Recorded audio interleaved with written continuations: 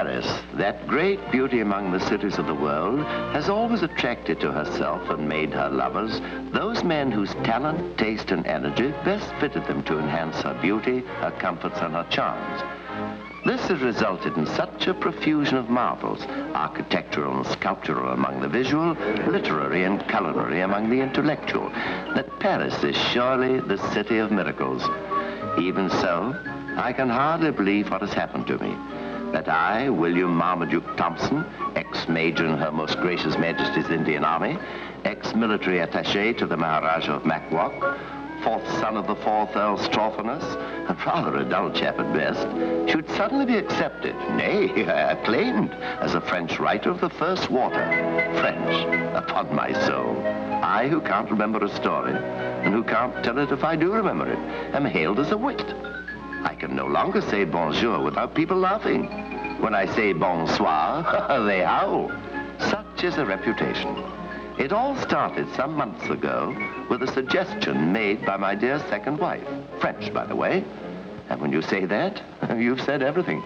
But really and seriously, if you want to put your little ideas in some papers, how do you call the name of that editor the other night at Les Doucet, do you know? The one you were talking to in the corner. You mean the fellow with the big decoration and the pointed head? No, that was the Minister of Foreign Affairs, no. The one who's telling all night funny stories and nobody's laughing with. But that was me. I. So I went to see the old boy, who rejoiced in the name of Fusillade, and we got along famously from the very start. I came in the simple role of an Englishman extremely friendly to France and the French, who considered writing a few friendly remarks about them. Probably because my wife is French and my son, half French. Poor little boy. He is far from poor and rather big for his age. He doesn't need any of your pity, monsieur. And we are not needing any Britannical advices, monsieur. Permit me to remind you that France, the intellectual center of the world, and the torchbearer of civilization, was already extremely a cultured nation, while your most distinguished ancestors were painting still their noses with blue clay and making their nest in the trees. After which, with charming Gallic inconsistency, he lent me an office and a very pretty secretary. As a first effort, I tried a little piece about the Frenchman's love for his country, his history, and his geography, without knowing a great deal about a single one of them.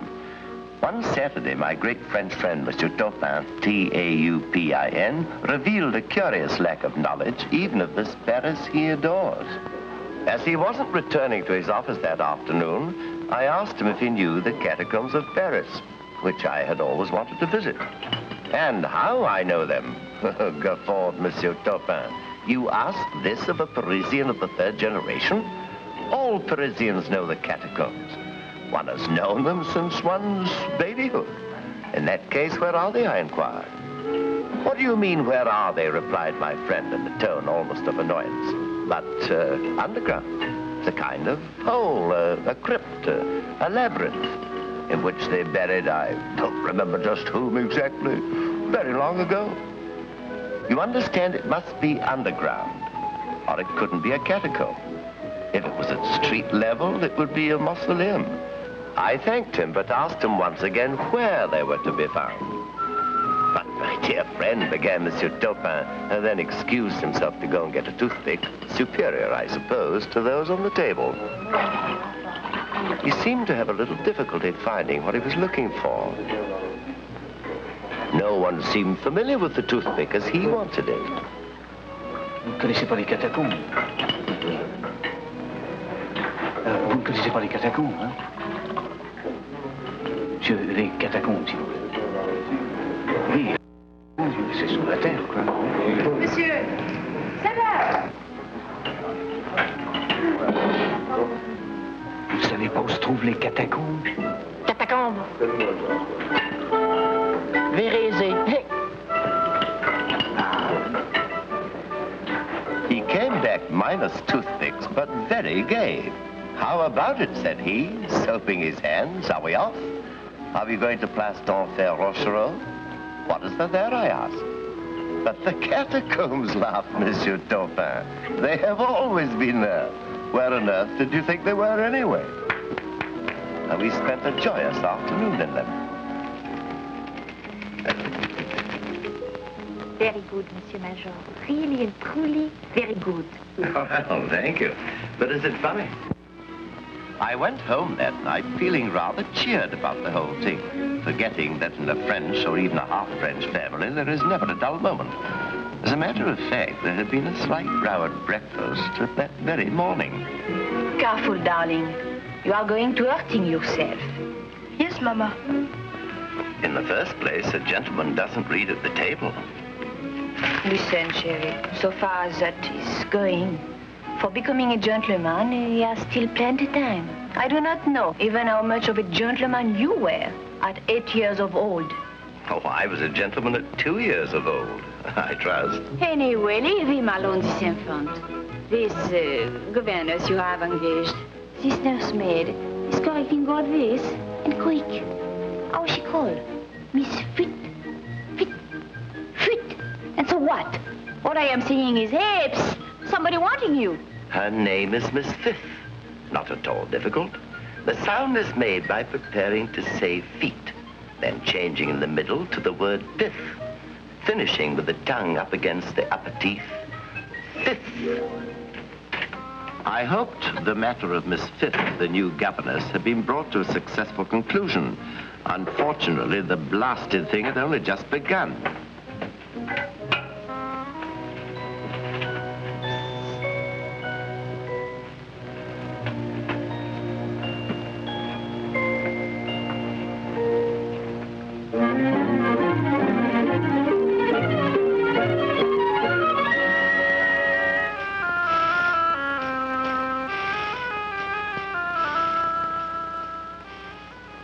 Miss Fifth, she's here? And how?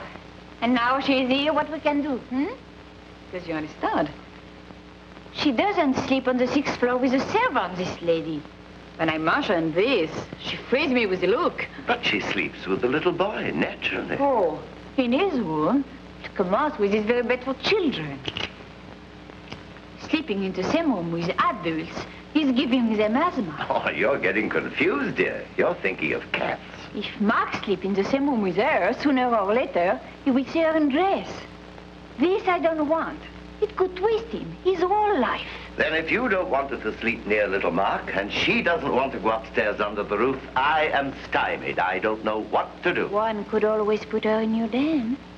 You could take care of the elephant, 2 or 3 lions' heads, the white pig, and put there instead the head from your friend.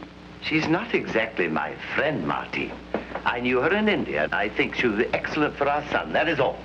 If now that she's come all the distance from England to here, you wish to make a scandal and send her back... What are you trying to start? All I want to know was where to put this old tomato before Mark is coming home. I believe you have already decided, in my den. Good. Then we are getting to work. There aren't 1 or 2 or even 3 you would like to throw away out there among your victims? Throw them all out, if it makes you happy. After all, it took me only 20 years and a few £1,000s to collect them. Don't make yourself angry, darling. We will nail them up someplace. What's that? Oh, I saw our friend, Mr. Fusillard. He's willing for us to try a little something together under the general title Major Thompson's Effusions, or some such piffle. But it's wonderful, darling. Why you not tell me before? You never tell me something. Oh, I rarely get the chance to open my mouth around here. The English. I'm dying to read it. Oh, thank you, darling. Down, in, out, up, down, in, out, up, down, in, out. Splendid, splendid. Down, in, out, up, down, in, out, up, down, in, out. Splendid, splendid. Catacombs, laughed Monsieur Taupin. They have always been there. Where on earth did you think they were, anyway? And we spent a joyous afternoon in them. But that is very nice, darling. It could even make some people to laugh. People laugh easily. You find that yourself in your head? I beg your pardon? I ask you if you invented that yourself. Oh, most of it, I suppose. It's not your lovely secretary who's writing that, perhaps? Mademoiselle Sylvette? Oh, of course not, darling. And you mustn't conclude that because a man doesn't speak humorously, he's incapable of writing humorously. In any case, you are keeping on, huh? with your little stories. Now you are started with. As a matter of fact, I have an appointment with Mademoiselle Sylvette almost immediately. Oh, now I understand why you are curling your mustache so carefully. Oh, darling, I'm teasing you. It's very charming. I am very proud of you. Come in. Attention! Now, let us show Mama what we have learned this morning. Right shoulder, arms. 1, 2, 3. Very good. Excellent. Thank you. Now, we will really show Mama. Forward march! Left, left, left turn left, left turn left, left turn company, halt!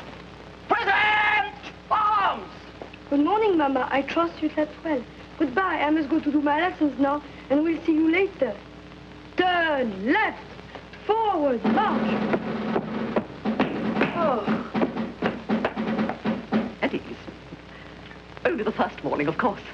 We're just whacking our way through the rough. If you would care to take over the morning's drill, sir. We're not quite sure of ourselves yet, but it won't take us long. Go on, darling, since we are back in the war. Attack! Very well.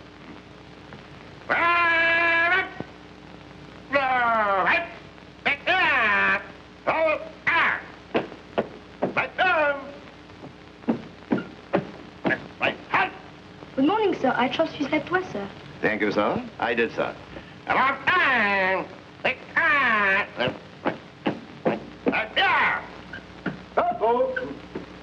And don't forget to close the door when you go out. Thank you.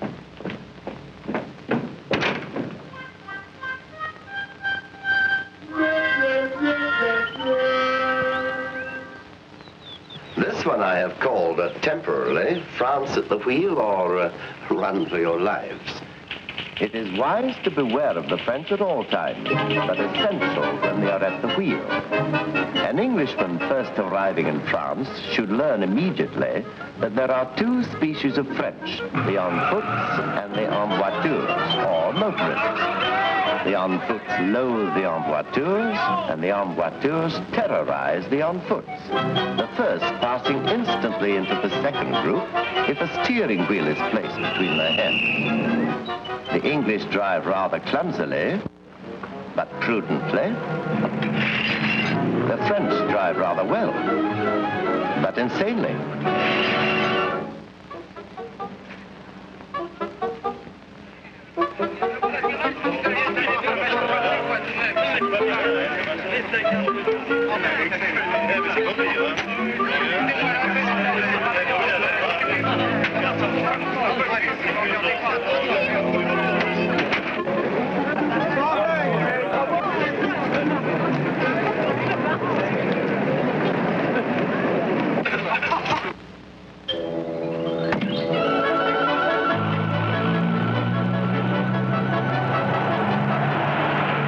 Taupin, that good paterfamilias who wouldn't flatten a fly, is quite prepared to flatten a pedestrian per kilometer. So long as he feels he is in the right. Once in the open, it is only as a last resort and after a deafening French horn passage that he will consent with very bad grace to give up the middle of the road. The mere fact that somebody has passed him plunges Monsieur Taupin into a vile mood. He recovers his good humor only by passing someone else.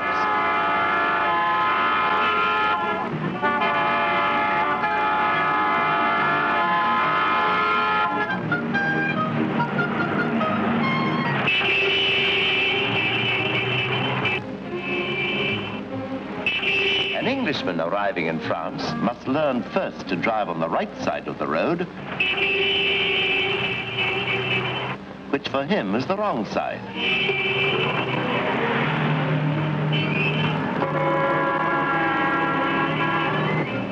During one of my first trips to France, I was loafing along pleasantly one day, guidebook in hand, when suddenly, and the driver yelled, Where do you think you are? Back in the land of the roast beef, cracking hands apart, no? While tapping his forehead with his forefinger. This gesture, I was soon to learn, is a national habit. Often since then, I've seen Monsieur Taupin, for reasons I have never understood, at the moment he passed another car, fix the driver with a disgusted look, then happily tap his forehead with his forefinger. Very often the victim of this maneuver catches up with Monsieur Taupin and gives him tit for tat, only this time using his forefinger as a screwdriver against his temple. I deduced that the French spend their time on the road asking each other if they're not insane, and finding, almost immediately, someone to tell them that they are. And one suffers in silence while honoring that all-powerful goddess of the average Frenchman, the average. You think we could do anything with it? Who is knowing? I see. Well, let's hope for the best. Goodbye. Goodbye. Ah, yes, the shake hand. The land of the shake hand. What means that? I've also made a few notes about the handshake. We might try that next time. Goodbye.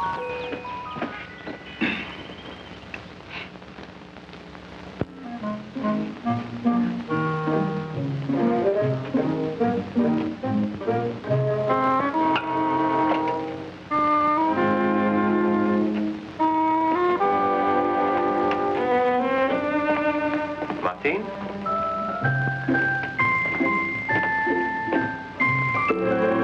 No. Are you there? At 10 minutes to 7, you are listening? I go to Mark's home all nicely. And suddenly, boom! It is 7 o'clock and I am thrown out.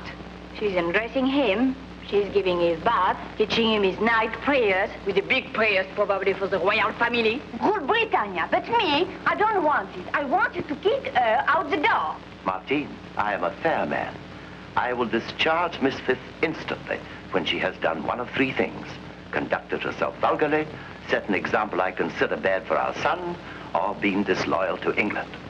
So long as she has not committed any of these, I am in honor bound to keep her. How about a little loyalty to France?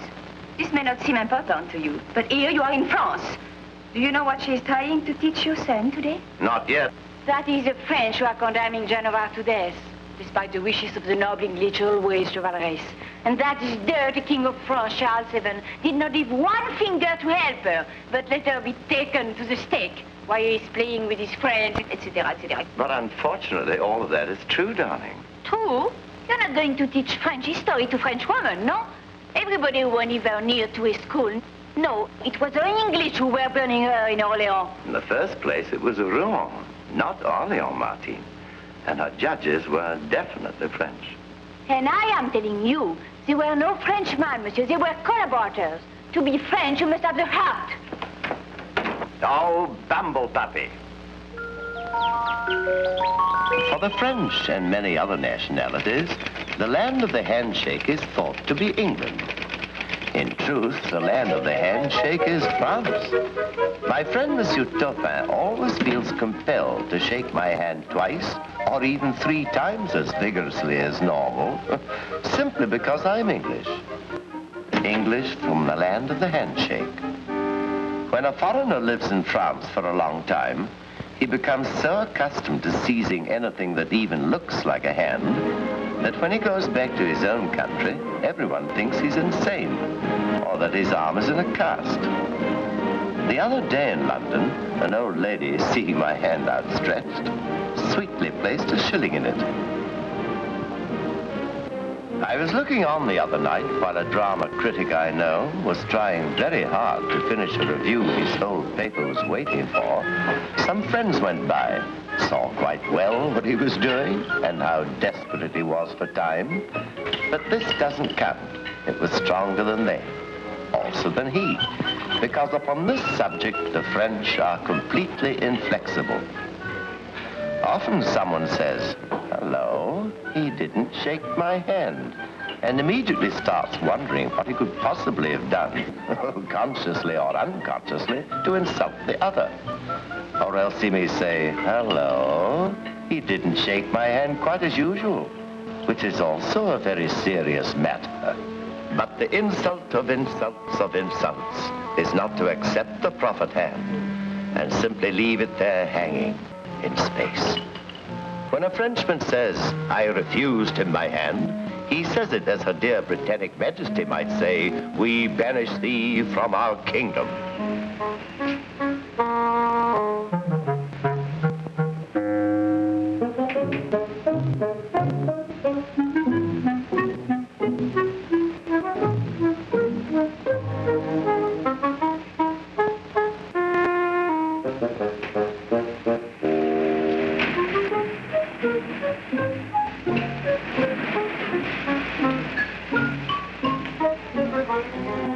England invented the handshake and gave its name to the world, but it is the French who practice it. Major Thompson. Monsieur le Major Thompson. Once an Englishman has clasped your hand, how do you do? Nothing more must be expected of him in this direction for the rest of your life. But with the French, the handshake is infinitely varied. It can be enthusiastic, condescending, cold, fleeting, and occasionally eccentric. Some people do not consider having greeted you unless they have crushed your fingers as in a vice. Others hold on to your hand as if they were never going to give it back and use it to emphasize their arguments. Still others warm your hand for you clammily between their own. And there are some who slip you a sort of pancake, still warm and soft from the oven, which is unappetizing. Another species offers you only 3 fingers, or 2 fingers, or even the end of one only. A certain statistician has calculated that a Frenchman of average importance, like my friend Monsieur Taupin, spends at least 30 minutes per day, which means 8 days per year, or 1 entire year out of a normal lifetime, shaking the hands only of the associates he sees every day. Oh, what a life. When you consider, furthermore, that this amateur of the hand clasp spends a minimum of 3 hours a day eating, plus 8 hours in a bed somewhere, you are forced to the conclusion that the Frenchman lives correctly. I mean, naturally, in the English sense of the word. Not more than 30 out of 60 years. Which appears to me, at least, to be insufficient. And that is that. I think I shall go home now and find out if I still have a wife.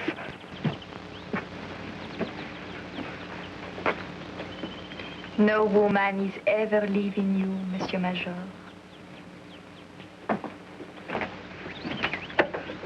Let's shake hands.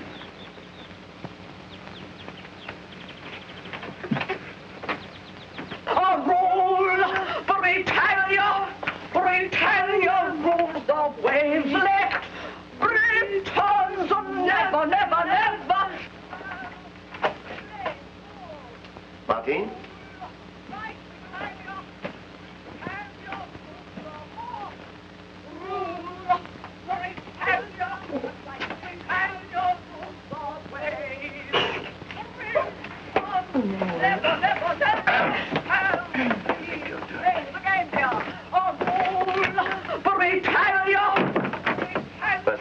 She is leaving for the house of her sister, monsieur. She is saying that the noise is giving her the headache. But dinner is ready. Something to eat for monsieur. From the mutton that boiled. Boiled mutton? And did you prepare this? Yes, monsieur. What is it? But it is a favorite dish de monsieur. They are telling me boiled mutton à l'anglaise with capers. I left England in order not to eat boiled mutton with capers. Who told you it was my favorite dish? But, madame, before she left. Well, you can give this to the cat if she'll eat it. I'm dining out.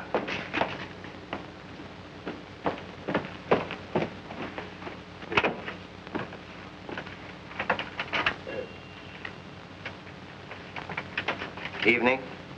Your dinner is already finished? I've done with that mutton all I'm going to do with it. But thank you for having it boiled up for me. Have you dined? I was not hungry. Why? Are you ill? No. Only terribly, terribly sorry. I was a bad, bad girl. But you know, I was so furious about this old witch, this old... No. Well, now, it seems to me that if neither of us has dined, and we've no further designs on that piece of old billy goat, we have a very good excuse to go to a first-class restaurant. We might even make it a gala occasion and dress. You really love me? Of course I love you. Do you think I'd stop loving you merely because you're a woman? You are such a darling for an Englishman.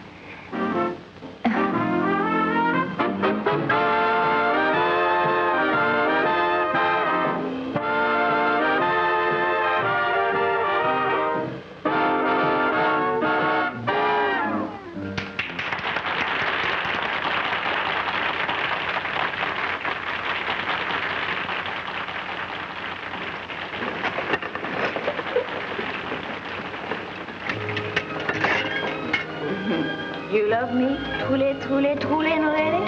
Yes, darling. More than you are ever loving anybody? Yes, darling. How I am adoring those little silver hairs and your mustache. Thank you, darling. And to Ursula, your first wife, you are not saying exactly the same things, no? What things, darling? I haven't said anything but yes, darling, for the last half hour. You know what things? Things make me jealous. Oh, but you can't be jealous of Ursula, darling. Ursula has passed on. One can't be jealous of a departed spirit. I can be jealous of anybody I'm feeling like. Yes, I'd be a little careful of that if I were. Well, of course you can. But what you don't realize, darling, is this.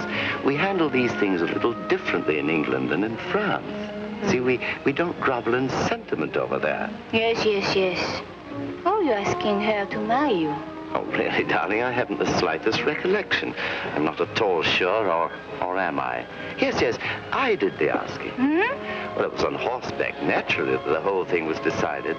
A beautiful English spring day, and fine horses, as I remember. Very fine. I looked at her from time to time and noted that she and the horse went very well together, but found no words to say. After a little while, she spoke. We two, after all, what do you think? So I said, I mean to say, why not? It is after passionate love scenes of this nature that the English often marry. Speaking, it wasn't so much love, passion for horseflesh. The first time I set eyes on Ursula, she was riding a mare called Lazy Lassie, I believe, in a ladies' race in Ireland. With her well-fitted cap, her clinging silks, her breeches of a dazzling whiteness, and her teeth, I must admit she was really a sight to behold. Having unsaddled her only serious rival with a knee lift, she won the race with comparative ease.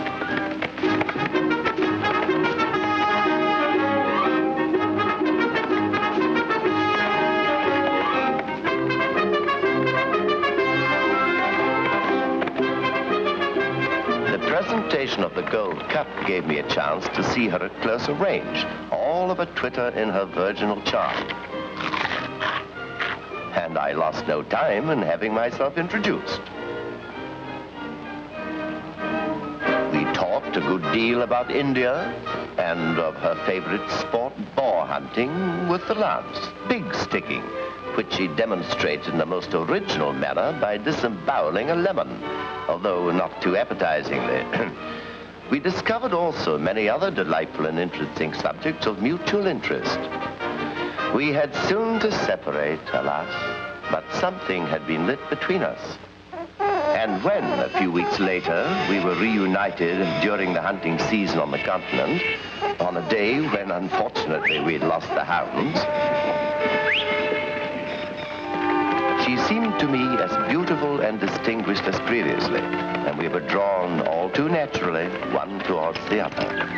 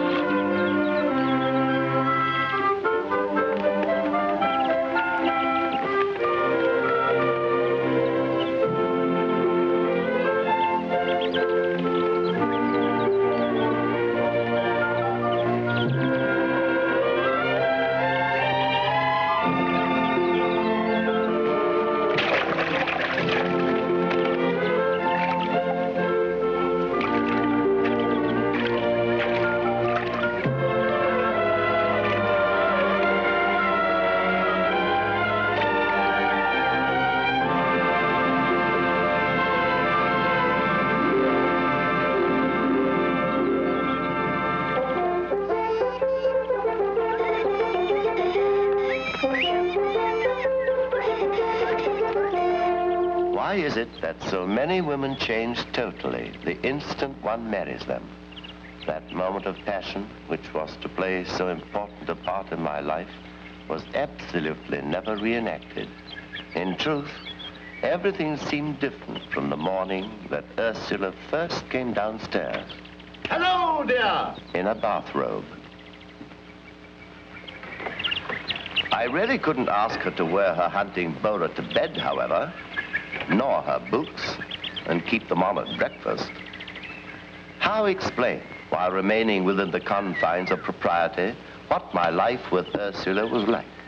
At the slightest hint of ardor from me, she would scold, "Now then, don't be sloppy, dear, stop that nonsense." Possibly with that exact word, propriety.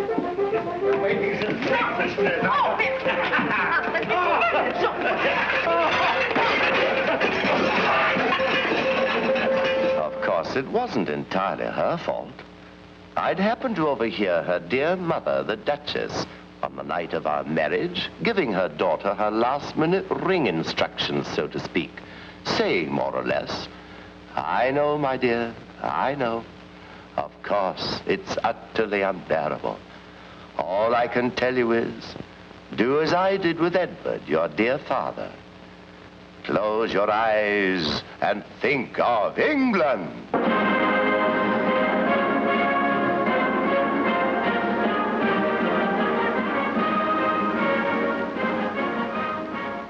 From the very day we took up residence in our place in Hampshire, Ursula stopped being a good pal and became the lady of the house, less prompt to laugh at a good joke than to pick up traces of dust.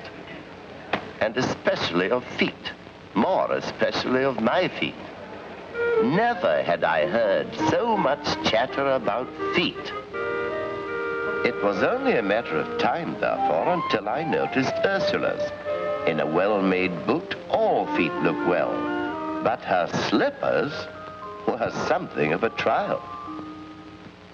Even the best of things, however, must come to an end. She fell at Bombay in the Viceroy's Cup, on a day when the bar had been dangerously set at a terrifying 6'3", although she still insisted upon trying it on a vicious Australian stallion with a vile reputation. After refusing the obstacle several times, Bahadur Sahib finally consented to try it, but took it, unfortunately, breast high. The tragedy was complete. While Ursula, who never regained consciousness, was taken to the British hospital, Bahadur Sahib had to be destroyed. Those two faithful servants of Horston rest forever in Indian soil. To Ursula. To Ursula's horse. And now, if I were you, I would take my second darling little wife home. Maybe a taxi. And make her nice and warm in her little Louis XV bed. With the head from the water buffalo upstairs. next door to somebody who's loved me very tenderly and who regrets very sincerely the dirtiness she did to you tonight. Yes. With that mutton meat. You promise to never... No. I thank you, monsieur. And whose delicious idea was this? It is an order of madame. French breakfast. Oh, what a charming woman. You should try marriage, Clarice. I am willing, monsieur. But usually, it takes two. That is lovely. Oh, what's the matter now? Do you know, for instance, are you acquainted with the fact that the great Napoleon was completely foutu, washed up and finished long before Waterloo? Because some English called Wellington has already broken him in the back in Portugal. Well, naturally I knew it, dear. It was called Vimerode. Every schoolboy knows it, but this has nothing to do with... Well, that's a big lie and nonsense. Everybody is knowing very well Napoleon has never been in Portugal, because Napoleon is a Corsican, and he never is losing a battle in his whole life except Waterloo. This isn't strictly according to history, dear. He also lost... Certainly. All this is fine for England, monsieur. But my son learning French history in the French way, that is to say how it happened. But all history is only a point of view, Martine. The hero of one country is the butcher of the next. Obviously, Napoleon was not very popular in England or elsewhere, for that matter. What are you talking? He is not popular. Have you happened to see the Arch of Triumph? He ordered it himself. Oh.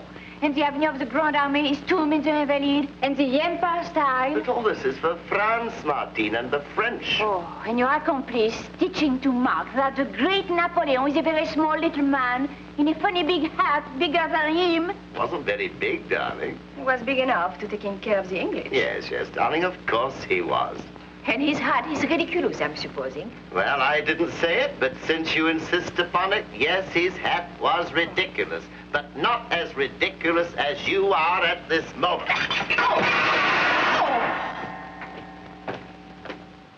Actually, one of the most charming women I've ever met. And the fault, of course, of those blasted historians who are all liars, exaggerators, and vile flatterers of their own country, or whoever's paying. My wife doesn't even know that Napoleon carried on a disastrous military campaign in Spain. Me neither. Well, of course he did. This chapter I have called The Land of Sweet Mistrust and Credulity. Surrounded by enemies as the English are by water, the French are always persecuted. This probably makes them mistrustful. But I believe they were born mistrustful. When his mother offers him his first breakfast, the Frenchman is mistrustful. He grows up in mistrust, is extremely mistrustful at school, and, with good reason, marries mistrustfully, also with good reason, and dies all the more mistrustfully that he is especially mistrustful of that which is said to follow. And of what are the French mistrustful? Of everything. The instant he sits down in a restaurant, he who lives where one eats best in all the world, my friend Monsieur Taupin begins to mistrust that which he has not yet ordered.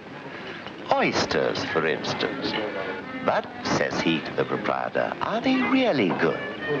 Do you guarantee them to me? I have never yet heard a single head waiter or a proprietor reply, no, I do not guarantee them. On the other hand, I have often heard one say something like, they are good, but not for you, Monsieur Taupin, which sets Monsieur Taupin flatteringly apart from the other customers. Furthermore, Monsieur Taupin knows perfectly well that if there are oysters on the bill of fare, it is because they are fresh. But he likes to be reassured. And more than anything else, he doesn't wish to be taken for a farmer. Not for him.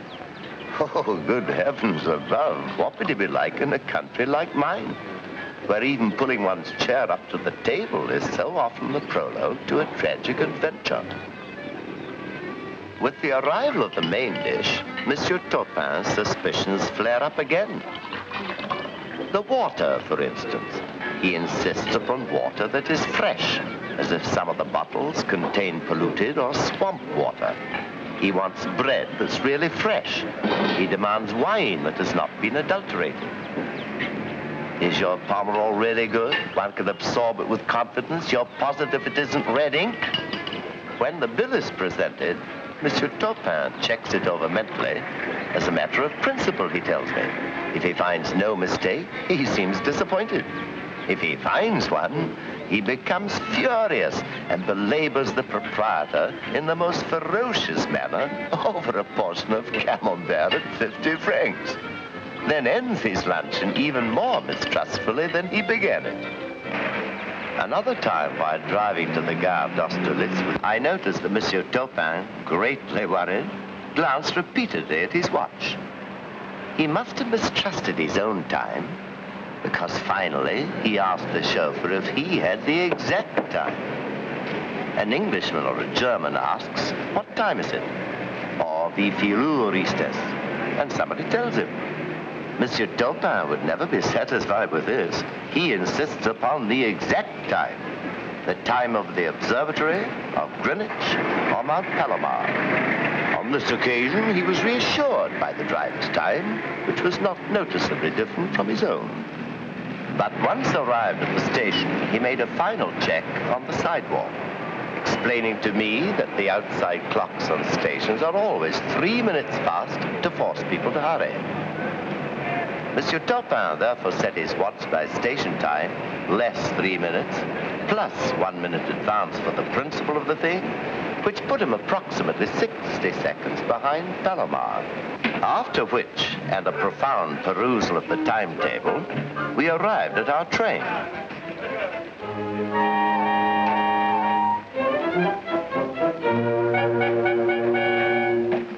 Once there, we installed ourselves at 2 corner seats. Before getting down to stretch our legs on the platform, however, Monsieur Taupin reserved 6 seats with his overcoat, his hat, with my umbrella, and with everything else we had left. "But we are only 2, I said. "Oh, it's safer this way," he replied. "People are such abominable hogs, don't you think?" It was only a matter of moments, however, until Monsieur Taupin began worrying about something new. "I wonder if we'll have to change," he said, with a very worried look. But the timetable assured us that it was unnecessary, I answered reassuringly. Nevertheless, spotting a railway employee, he stopped him and asked, "You're sure we don't have to change for Les-Oulimines? You are certain? You are positive?" With these timetables, believe me, you cannot be too careful. At this moment, the blaster whistle hurried us aboard, where we reached our compartment just in time to realize we were on the wrong train.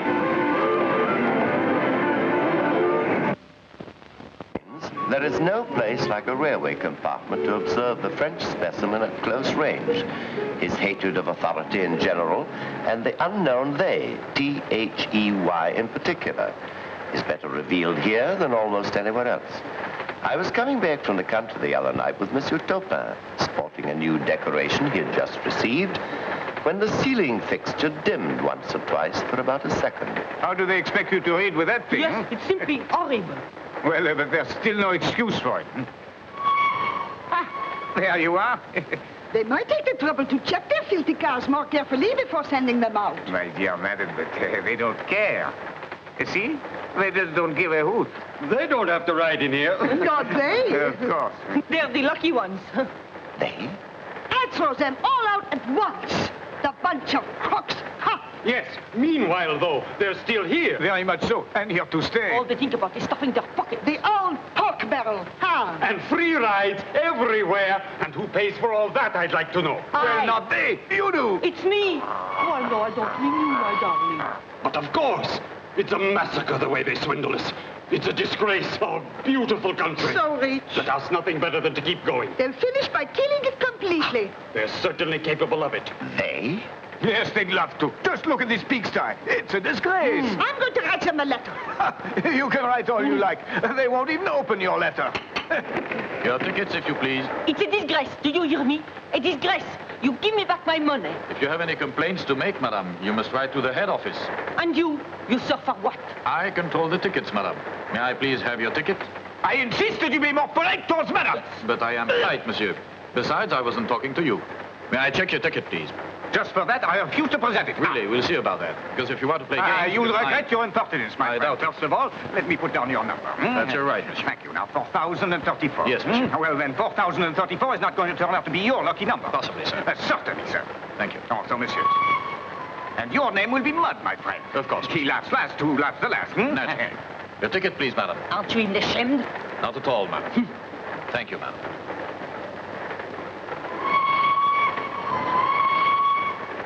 And they're all exactly like that one. Precisely, madame. It will all come out in the wash. Now. He'll find out all right.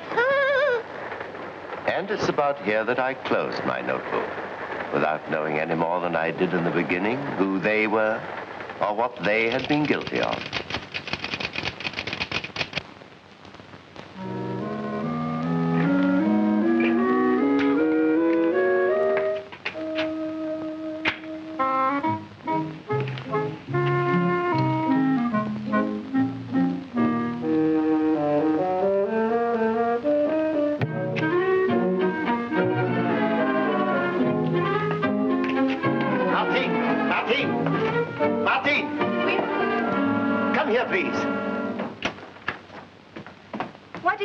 My little Marminet.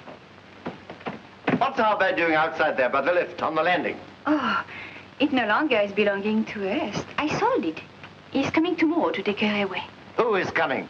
The merchant of colors, the hardware man, the ironmonger. The ironmonger? What does he intend doing in my bed? But sleep on it, mon chéri, with his wife, that he has loved very, very much. And the bed was not yours, darling. It belonged to my parents, who are loving each other very, very much.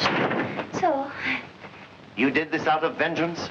Oh, vengeance for what, mon coco? Only for to getting a little money. I am possibly taking for myself a small trip. If I am having nothing to do here, nothing to even for my son, I am just as well taking a small voyage. They are saying it's very educative. And just where were you thinking of taking this little educative voyage? Well, I don't know. No place in particular. But certainly not too far. I have always been curious to visit that island where they are talking French. What is the name? Tahiti. Tahiti? Listen to me, Martine. You will not force my hand. I haven't harmed your little Mark in any way. I infinitely regret the difference of opinion between us. But if there is a difference, it then becomes necessary for the wife to accept the opinion of her husband. But I am knowing all that, mon coco. I am not wishing to be one of those women demanding independence. Very well, but what are we sleeping on tonight? For me, I am having put the little folding bed I am using for the sun bath. And for you, your hammock. My hammock? You mean with a fringe? But naturally, the one you're liking so much to hunt the tiger. Bye-bye.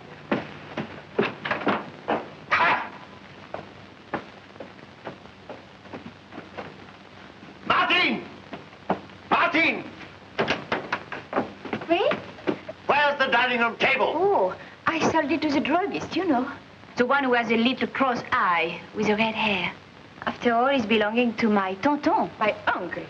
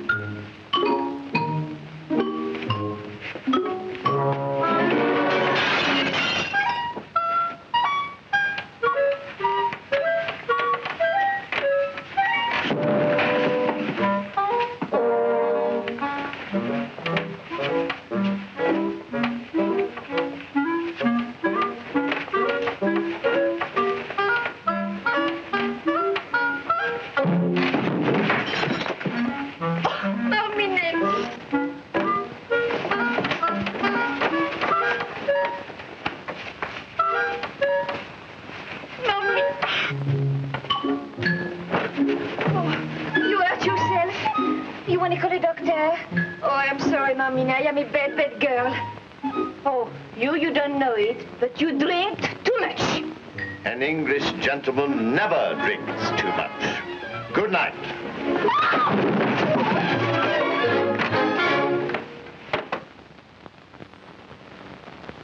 Geographies and dictionaries say Great Britain contains 49 million souls, or the United States has 160 million.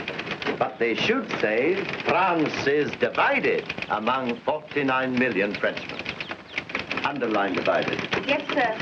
I've called this chapter the Kingdom of Subdivision because France is the only country I know of in which, if you add 10 citizens to 10 other citizens, you have not made an addition, you have made a division. On the one hand, the bureaucrats, who claim they are the worst treated of all and get nothing but the neck of the chicken. And on the other, the non-bureaucrats, who claim all the trouble comes from the bureaucrats. The result being that every day, except Sundays, 42 million citizens line up against the 43rd million that is left. The taxpayers are 42 to 1. But this is not enough. You'll be sorry, my friend. Just wait. I've heard that before. If you think there's just you, I don't make the rules. Against these walls of indifference, the arrows of the most bellicose are reduced to splinters. The French citizen entering any kind of government bureau, a social security office, an income tax bureau, or any one of hundreds and hundreds of others, reminds me of a soldier departing for the 100 Years' War. In an armor of bad temper and loaded with sarcasm, he knows beforehand that the battle is lost, that he will be chased from room 123 on the ground floor to window B on the 3rd floor, from window B on the 3rd floor to the information desk on the ground floor, from the information desk on the ground floor to the Bureau of Identification, where the functionary will direct him to another bureau on the 3rd floor, which he will never find, but look for a long time, depressed, disgusted, demoralized, stupefied, lost, and furious. A dry leaf in the desiccated forest of bureaucracy and red tape. Some time ago, my friend Monsieur Taupin, having to go abroad, learned first of all that he needed a new identity card. To secure this, he required a certificate of occupancy from his concierge, his proof of military service from the gendarmes, his family record, a certified release from the Income Tax Bureau, and 3 other documents of lesser importance, the 6th, the 7th, and the 8th.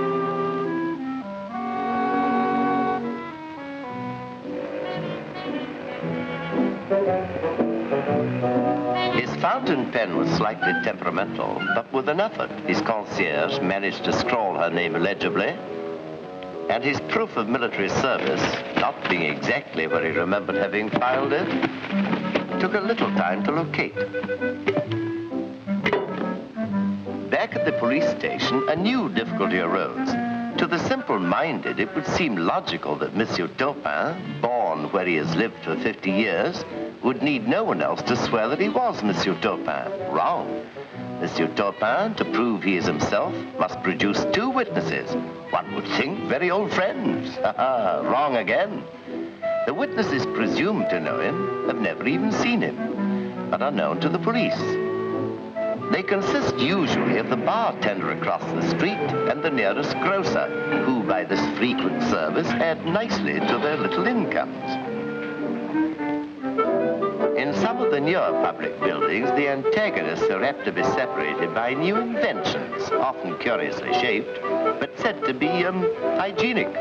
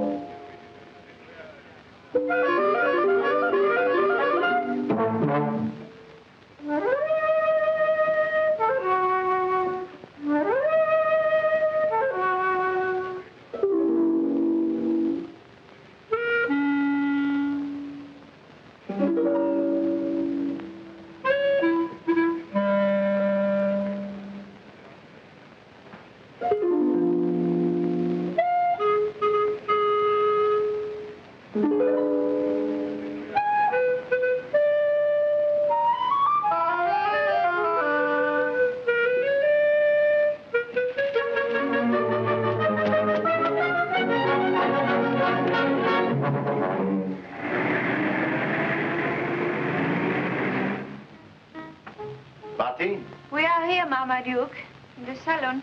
We? Who's we? Hello, what's happening? You see, Florine and Clarisse live in us. You're not happy here? Oh, yes, monsieur. That is where you used to be, monsieur. Before that. Anyway, all this is already past. We are waiting only to say goodbye to monsieur. Au revoir, monsieur. I'm thinking always of you. And naturally, the sweet family. May I ask why all this drama, or am I supposed to guess? I would imagine you are guessing. One certain person they are finding anti-sympathetical. They are not liking her. This is final? We are not able to swallow her anymore. She comes up. Well, that, I presume, is that. Somebody we will find. Not too easily, of course. Cooking like Florine do not exist anymore. She was simply a miracle. In the meantime, I will trying to learn. And while I'm doing this, she's offering to help me. Florine? Well, I must say that's decent of her. No, no, not Florine. Your English one, Miss Fitz. What? Oh!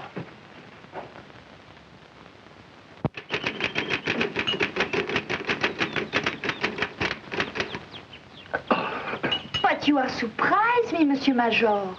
I am not knowing you are dyspeptic. I am not. This condition has arisen quite recently. Because of a matter of personal honor I will not bore you with.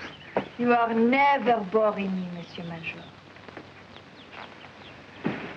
Thank you. I thought I would talk today about a subject which, as a gentleman, I don't even like to discuss, but which in these modern times it's nearly impossible to avoid. I refer naturally to that subject which in one country is known as love, in another as sex, and in a third as psychiatry. A rose by any other name would smell the same. And by whatever name it is called, the couch is never distant. When a Frenchman goes for a walk and passes a pretty woman on the street, he looks first at her legs to see if she's as well built as he hopes. Turns around to get a better view of the matter, and discovers in the end that he is going in the same direction as she.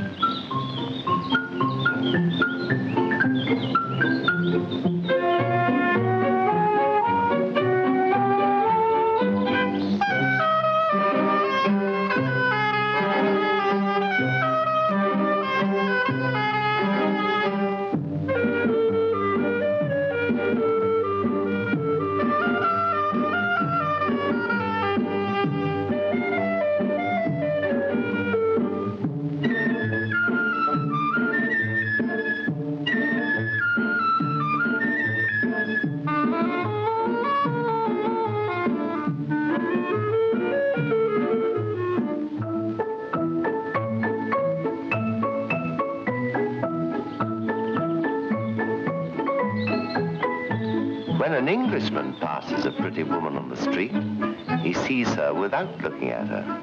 Absolutely never turns around. Does not mention her in conversation. And if, a little later, he permits himself the faintest flight of fancy, reconstructs her in his mind with total propriety.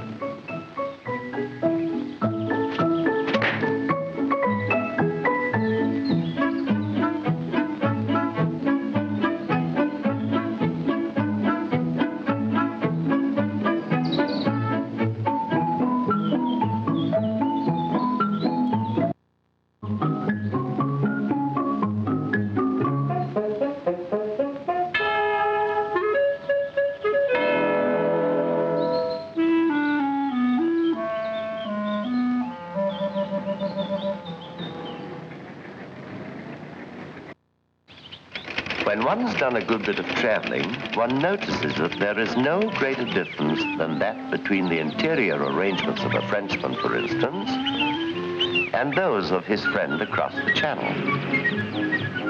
The interior cavity of the Frenchman is occupied almost exclusively by the national organ, the liver. The only liver the Englishman knows is the one he had for breakfast, with bacon. 20 miles away, the Frenchman is married to his liver. As in all marriages, he nourishes it, protects it, cherishes it in times of distress, demands obedience without getting it, and is reasonably faithful to it. Once or twice a year, he packs up his liver and trots it off to a health resort for a little cure. Here he rinses it with underground lakes full of steaming and extremely unpleasant waters, and said to be natural, and signs it up for a little course of massage. All this relieves and revivifies the liver, which is then taken home in excellent humor. The Frenchman suffering from a cold has for this an infallible remedy, unknown to the rest of the modern world, and called the ventouse or cupping glass. This is applied by an old lady known as a ventouseuse or cupper. If she looks a little like a witch, it is not by chance, because she is descended from a long line of them. The ventouse does a great deal of good to the gentleman suffering from the cold on the chest, theoretically by sucking it out through the middle of his bag. One can see quite clearly, incidentally, where it came through. After this treatment, the patient washes out what is left of the cold with various herb infusions, often of an abominable taste. But here, as in other countries, the worse it tastes, the better it is for you. I don't think I go any further today. Don't feel quite up to it. You know, I think somehow, perhaps a little walk might do me some good. Sur l'hiver. You think so? Yes. You must protect yourself, Monsieur Major. Everybody is liking you so much. We are not wanting anything bad to happen to you. Merci.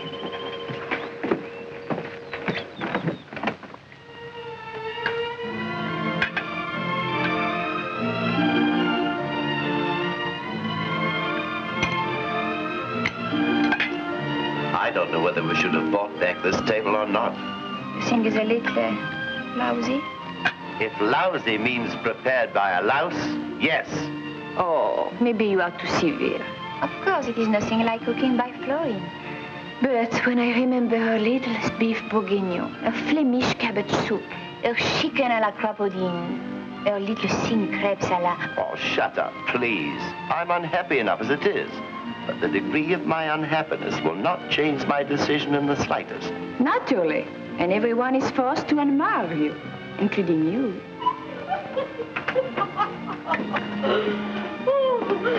Another little tranche de mouton? No more. I hope I said that right. Yes, perfectly, but no more, thank you. Oh, you know, this cooking thing isn't at all bad. In fact, it's a jolly good rag. I fear the French put on a little side about it. Pardon me. Oh, dear, never live it down. It is really terribly nice for her part, since she's not really here for that. Forgive me. Forgive me for a great deal, darling. You know that nothing would please me more than to see that old tomato at the bottom of the channel. But I am incapable of throwing her out without a just reason. I know, darling. I understand. Even if this is forcing you to lose me, your son, your whole family. But what are you talking about? There. What are you threatening me with now? Surely you don't wish to force me to do something I consider dishonorable, or to play second fiddle in our marriage? Of course I am not wanting you to. And anyway, you would never do nothing dishonorable. And she will only become more poach, and nobody can ever put her out. There's an honorable solution somewhere, darling, and I'll find it. There's no solution, Jerry. I'm finished. And I am doing better to remake my life right away. Now. While there is remaining to me a little youngness. And this time, if you forgive me, darling, I am choosing a Frenchman. Martine! Martine!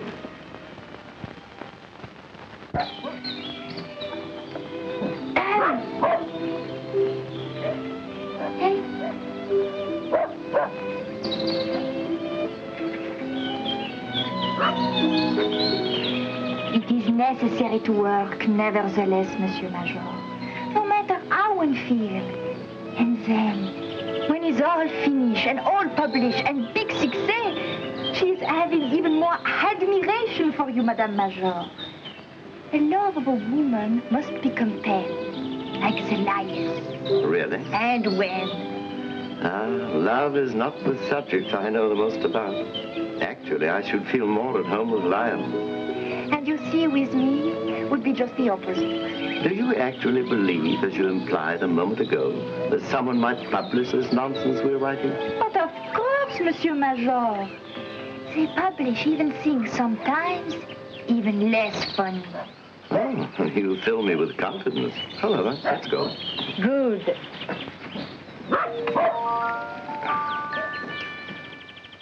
When looking back over this work, it occurs to me that I have much to ask forgiveness for. But I'm no longer very enthusiastic about what I've written. I'm changing now. In the streets of Paris I linger. I have become a dawdler. Now it is more likely to be Monsieur Taupin who would pull me by the arm to get me going. Quite a reversal, to say the least. Also, dare I mention it, I astonish myself these days by... For 40 years I saw, now I inspect. And I surprise myself again upon leaving Monsieur Taupin by jesting with him just a wee bit improperly. Finally, there are those deplorable desires for frog's legs, which assail me suddenly at Gibraltar or in Bombay. Upright as I was born, and have tried always to remain, I'm damned.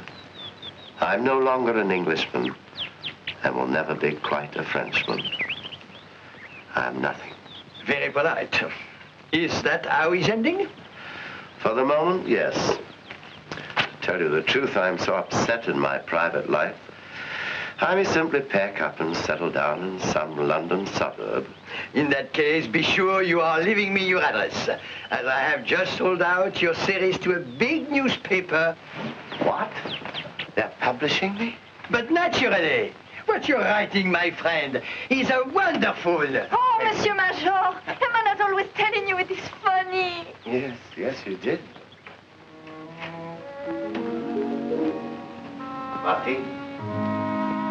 Martine?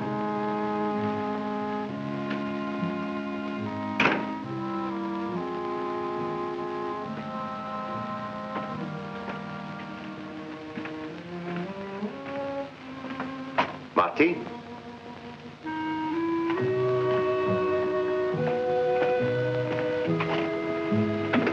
Martine? Mark?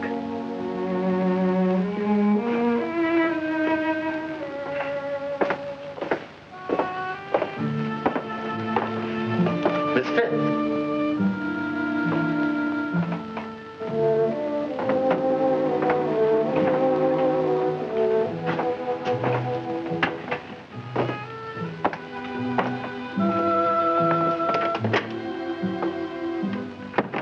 Martine.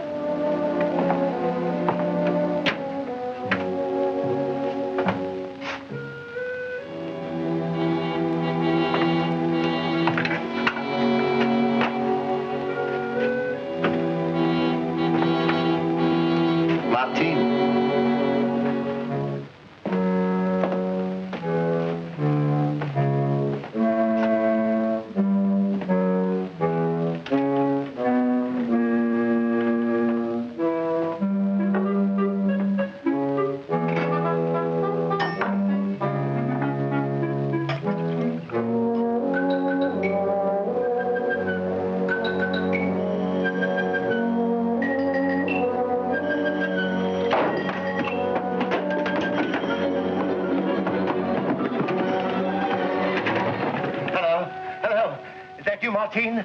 Hello. Is that you, Marminet?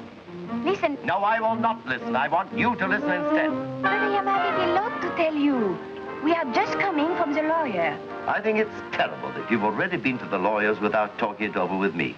But is that nothing to do with? As soon as Miss Fifth appears, I'll throw her out. When I think that for one instant I could have hesitated between this old bag and my darling, darling wife. But, darling, will you please to stopping? Or you are make me cry, too. She's leaving us, that darling Miss Fitz. That is why we are just coming from the lawyer. She has just inherited 500,000 rupees from that adorable Maharaja when you were military attaché, but now he's dead. 1 minute.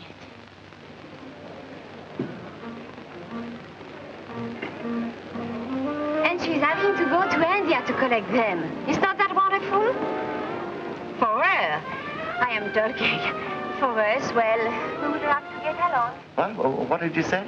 Anyway, we were at Balmain's, where Miss Fitz is showing herself a few little numbers. They are really ravissants. Oh, formidable. Mais moi. You're coming home soon. I do so want to see you. And there's something I have to tell you, but I can't remember what it is just now. You were not coming to get us, no? We could eat in some place near. Some place maybe with music. It will make like a little feast. Oh, attends. Oh. Come to get us at Balmain. What? Listen, it is spelling B for Britannia, A for England, L for London, M for Maharaja. So, is how it's happening. It's wonderful, no? Oh, wait, pardon. I think he's remembering you with something, too, in his will. How beautifully your hair curls round your ears. No, thank you, darling. They are sending you, I think, as a souvenir of the Maharaja, a all-stuffed rhinoceros. A whole one? Mm-hmm. He's looking very well, I think, in our salon. Oh. Oh, I am teasing you, darling. But seriously, they are sending you, I think, some cuff buttons made with diamonds and rubies. Yeah? Or something like that. Oh, what a charming man. Oh, yeah. Oh, thank you.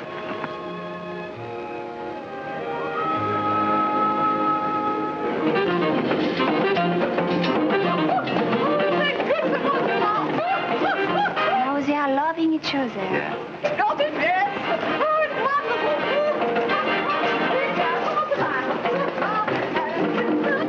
It is so sad she's having to go. Still, we will carry on the best we can. What? Now I remember what it was I had to tell you. A great French newspaper is publishing these things I've written as the notebooks of Major Thompson. But it's wonderful, darling. You see, I told you. And with all my heart. I congratulate you.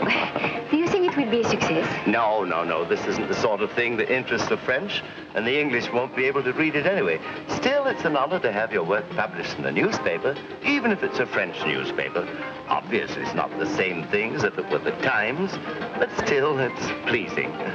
And a little later, when I've passed on, it perhaps may give little Mark a feeling of pride and satisfaction to get to know his father in this way. And his sister, too. Yes, possibly. What? What did you say? Oh, it may be only a little bother if I am telling you about it. It is only so you will know you are not completely past on yet. All my compliments. Oh, and to you, all my gratitude, all my friendship, and all my love. Vive la France!